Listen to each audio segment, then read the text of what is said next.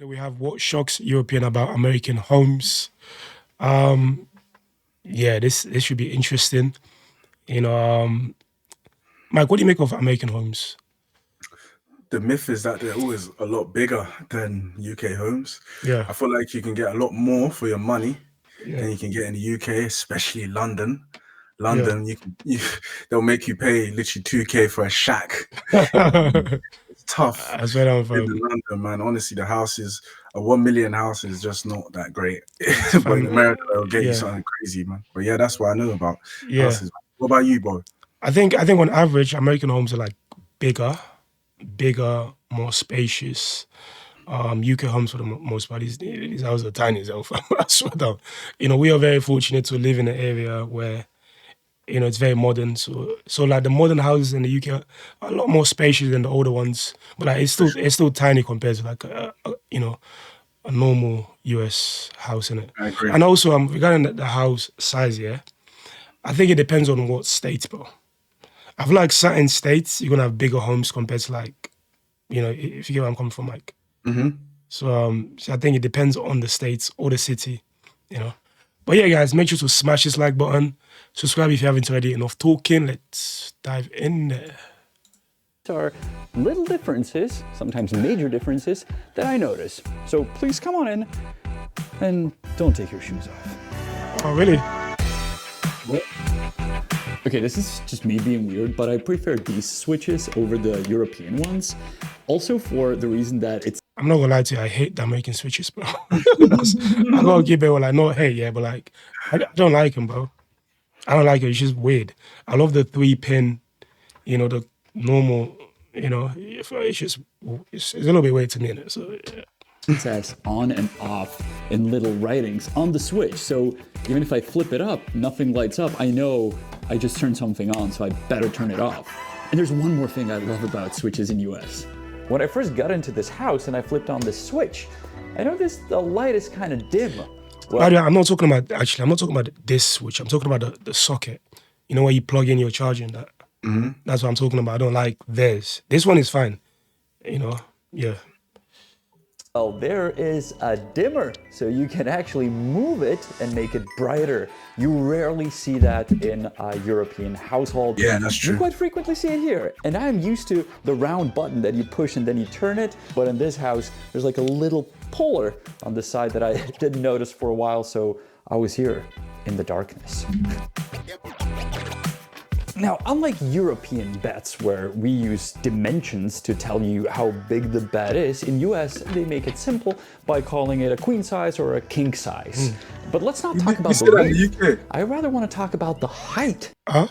We say king and queen size in the UK. Yeah. Actually, that's true as well. Hmm. Actually, it depends. I've seen some people talk about the dimensions and that. So Nah, we definitely say king, queen. But yeah, then, no, I've heard that, but like a lot of people do say, or it's 24 by 15. But I've heard people say I would not understand that. that. Because beds in US are always quite high up, and I prefer that over the European way how we do it. To be honest, I try to make my bed in my European apartment as high as possible, but it's nowhere near as high as all the I agree with American that. beds I sleep on. American beds are high. This one is extremely soft, by the way. I don't know what's wrong with it. Pause it. I got a question. I mean, look at it. Yep. Do you prefer a hard bed or a soft bed? Soft bed. I mean, that should be a no-brainer, man. I prefer harder beds. I think harder beds are scientifically better for you to sleep on. You know, Scientifically better. Where did you get that from, Mike? honestly, a harder bed's So- better for your back. It's better for your body. Then like you shouldn't sink into your bed. It's not good for you to sink into your bed. Okay. So you reckon like because the bed is you reckon with a softer bed it weakens your back or so? Yeah, Or your muscles? The best sleep I've ever had are the beds that are really hard, which and you wouldn't suspect it or you wouldn't think that, but Yeah. it's true. Maybe I'm wrong, so let me know in the comment sections if I'm wrong or right. What do you guys prefer, a soft bed or a hard bed? hmm I think it makes sense what you said with it might weaken your legs or back. But like for me, for comfort wise, I think a softer bed, I hear it. Yeah. How can someone sleep in this? So almost every room I've been to in US has another room attached to it. So you walk in and you're like, oh, what's that secret room? It's usually a closet. And doesn't matter how small the apartments are, even in New York City, there are apartments where there is a door which hides a closet. I don't know if it's good or bad, it's just different. Good. And since we're doing differences, I figured I'd mention it. Also, the doorknobs are different, but I guess that's obvious. I was thinking, should I make it like a separate section that I talk about the doorknobs? And I was like, no, it's obvious. And not only there's a walk-in closet in most of the rooms, there's one right there, but there's usually a bathroom attached. And I love that as a European. Every bedroom has its own bathroom in a... There's a raccoon That's in so the air convenient. conditioning system. We'll get to it later, but it's freaking me out. I've been in this house for a week by myself, and like there's something under the floors. Can you imagine how scary that is? And I'm the only guy in the neighborhood without a shotgun. This is a biggie, and I can already hear you say it. American showers are stupid. You turn it on and blast into your face. I actually prefer that over the hoses. Even though this shower does have an extra hose added, most showers in US do not. There's just that faucet at the bottom, and then the shower that sprays directly into your face. So you either get burned, or in most cases it's very cold. Believe it or not, but at my house in Europe, I have the shower set up that when you turn on the water, it first goes from the ceiling. But it's not blasting into your face. It's kind of that, you know, rain shower thing. I'm that guy. Okay, I'm not going to talk about the different system of the toilet, but you can probably imagine I do not want to get into details, but I'm going to talk about flushing and the amount of water you actually use in US to water down your whatever, and in Europe, because most US toilets, or actually all of them I saw, have just that one lever. In Europe, we have two buttons. One is large. Like, how's your thing, your toilet? How do you flush? Like, You got the for we and the number 2. okay, because Yeah. because What about you? I've got a button, like a little button at the top there, and you just press it to flush. I mean, it depends on, you know, how modern your house is, mostly, you know. Yeah. Have just that one lever. In Europe, we have two buttons. One is larger and one is smaller, and you can probably figure out why. And it's pretty much on all of the toilets I know now, and I think that's better.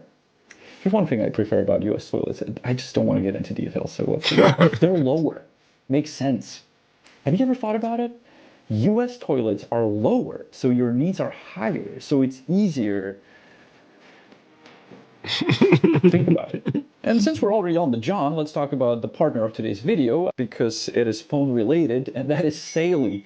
It's a super great service. It's an app that you download and you get yourself an eSIM card. So if you're planning a trip to Europe to look at our cool toilets or whatever else you'll see at the households, make sure you get your phone ready with an eSIM. You just select a SIM card and get your data plan so you can, you know, do this while you do this. Also, the benefit of an eSIM card is that you don't have to go to a store to physically buy it. You just buy it on your phone while at the airport when you're going somewhere. And it's cheaper. That's very handy, you know. Go support, man. Go support. Not a SIM card. You know. They were BRITS. No. If you use the code HONESTGUIDE, you'll get 15% off. It's an absolute essential, so get it. The app is called Saily. I'll put a link below in the description, and you'll get 15% off if you click that link, or Honest Guide. Thank you, Saily. I'm moving on. This is something I wish every European household would have. Not a bad nor a light, but the light switch. That is right under the light bulb, so even if you don't know the light, you'll always be able to locate it. In Europe, it's always somewhere on the wire, and usually it's sort of hidden behind the table, or at least in the cases I know. So once looking for the switch, you knock things over, and like here, you can always find it. I love it. Clever. Check out the magic.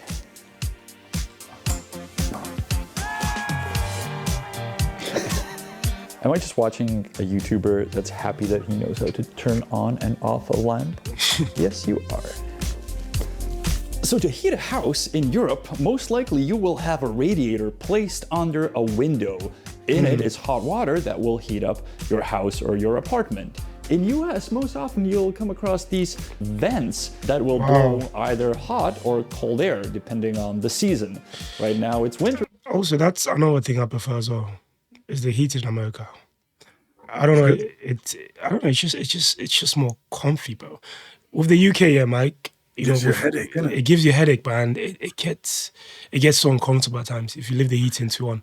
But like with America, I can't really speak though, because yeah, I've never been to America, a cold city in America or town.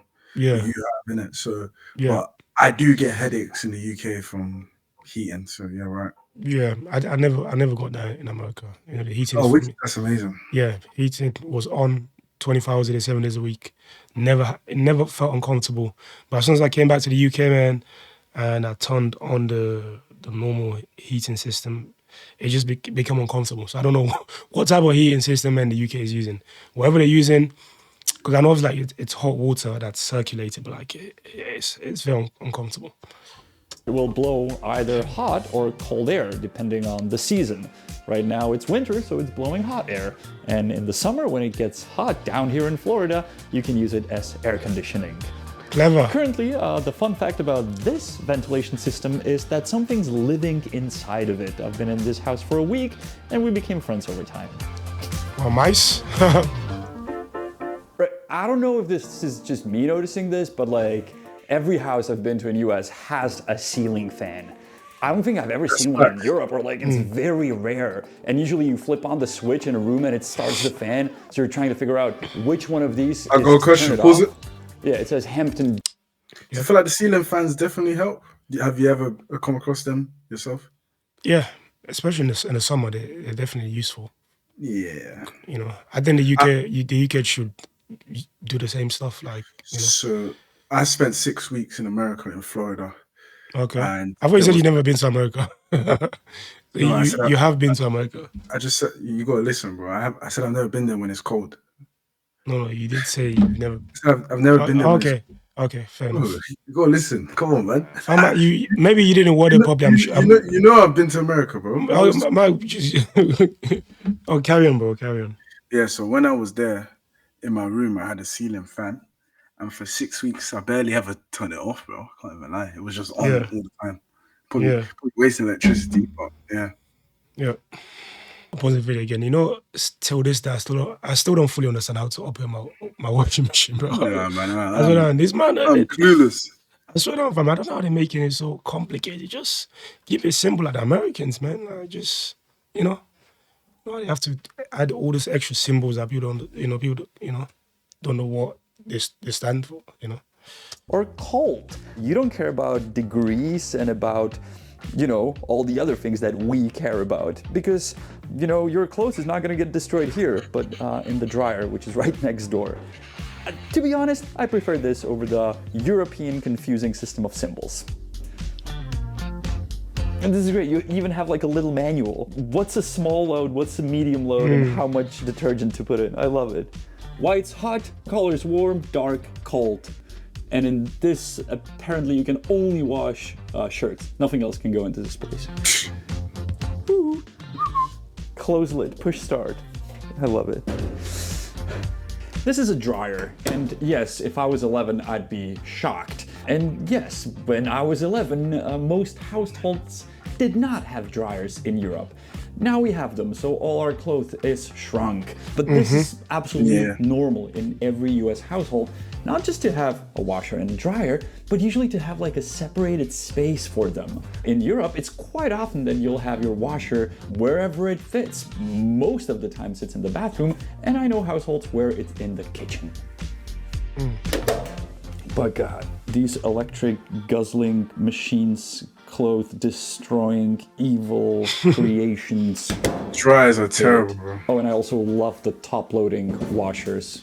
Love it. They do shrink your clothes, right? But we don't have many of these at our households in Europe, and I love these. It's like a toaster / oven. So you can toast your bread, you can make a pizza in it, you can put a bagel in it, whatever. I love it. Much better than a regular toaster or a microwave. And I like how this is quite honest. So you don't really set a temperature or a time. You just tell it, oh, I'm putting in 4 loaves of bread or 4 slices of bread. So figure out the time and the temperature. Yeah, US is simple in many ways. Man, I just love it when there's a window to the garden or to the yard from the kitchen. Well, you can have that in Europe and in US, but in US it's much easier to open the window. I mean, look here, there's stuff on the window, but you can still open it because the window slides up. Unlike in Europe, sideways, where it opens to the inside. I mean, it has so other different features in Europe, but I like this better. Fridges in general in US are much bigger than in Europe, and this is not even a big one. In Europe, it's quite normal to have a small fridge under your counter. I mean, nobody has that much food, right? I'm living here alone. So those were the things I could find in an American house that always surprise me or I find different compared to a European house. Let me know what differences you see, because I'm sure you've been abroad to different houses and maybe the things that I notice are just normal and I'm a weirdo, but maybe I missed a few things. So let me know in the comments, I'm more than curious. And if you're an American, I absolutely love when Americans watch these videos and they react to them. So maybe you can do that and tell me what you think about it. So that's it from an American house, from a European's point of view. I'll see you next week on another episode of The Honest Guide. Bye-bye. Check word at the end. This is skrzyń. What do you think it's from? Look, just by looking at it. Like. I'm gonna guess Sweden. Switzerland. Yeah. Slovakia or something like that. Oh, yeah, one of those. Denmark. Scandinavian countries, right? Yeah, for sure, bro. But Mike, what's your takeaway, bro? I like the slide up doors. Yeah. Windows, you mean? Yeah, Windows. I don't really like the flick of the switch in America. I don't think I'd like that. Yeah. What else do I like? The dryers, we have that, but I like that theirs is more simple. Yeah, man. That was a very intriguing video, bro. Yeah, I think the takeaway for me is just how America they design things in a very simple way because they understand that not every person is very, very intelligent in it to figure this stuff out. So they design things that every single person can actually do or understand. Europeans, I don't know, man, especially in the UK for me, they don't design things in a way that's very easy for everyone. And you know, some things are too complicated, like the washing machine, for example. Far too complicated. Just make it simple, you know? Yeah. If you guys like the reaction, man, make sure to smash this like button. Let us know your thoughts in the comments below. Don't forget to like, comment, and subscribe.